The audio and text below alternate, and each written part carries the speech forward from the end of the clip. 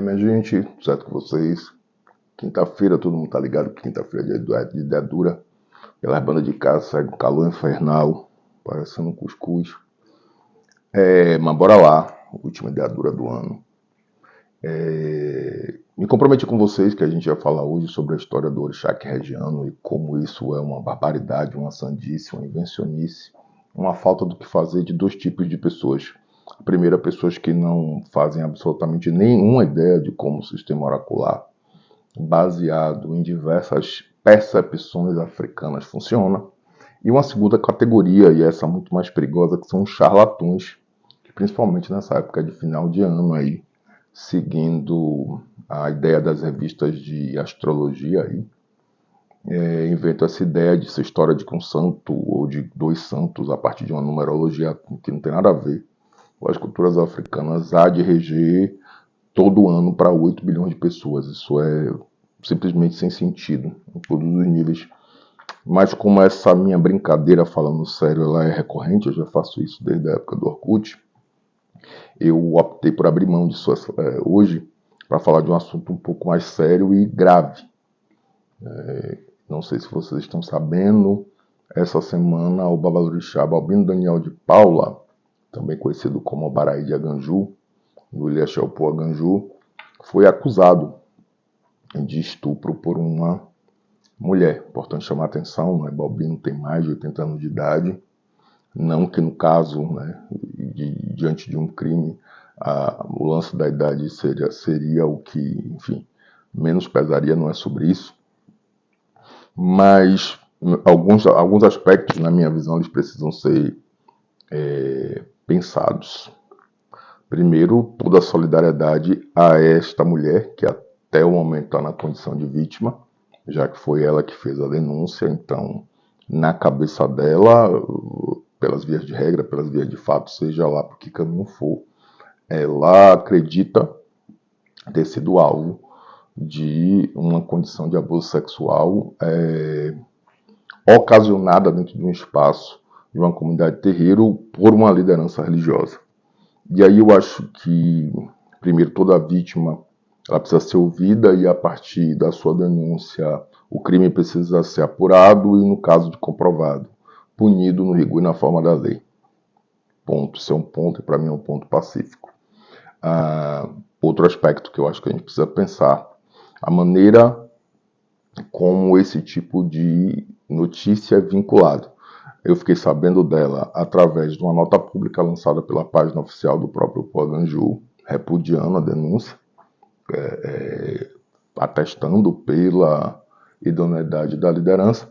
Mas logo na sequência eu recebi um vídeo, né, com o depoimento da vítima, num desses programas popularescos aí, policialescos de meio-dia, com todo aquele aparato de espetacularização negativa que quem já consumiu esse tipo de produto sabe muito bem do que eu estou falando, principalmente quando isso envolve gente preta, porque aí vem à baila todo o arcabouço, né, todo o peso do racismo, na tentativa de reforçar todos os chamados estereótipos negativos racializados. Então, toda a pantomima por parte do pseudo-repórter, que vai desde a forma que imposta a voz, a repetição sistemática do crime, que é para poder ficar martelando na cabeça da audiência. E, infelizmente, inclusive, alguns dos nossos, gente de santo, replicou a notícia a partir desse tipo de informação, a despeito de qualquer possibilidade de senso crítico, de pensar ou de se colocar de maneira mais responsável diante tanto do suposto crime, quanto da maneira como se propaga esse tipo de informação.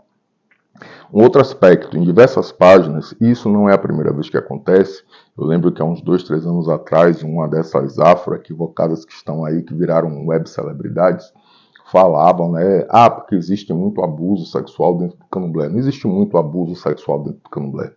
Existe, infelizmente, muito abuso sexual e muito estupro em qualquer estrutura de relação dentro da sociedade.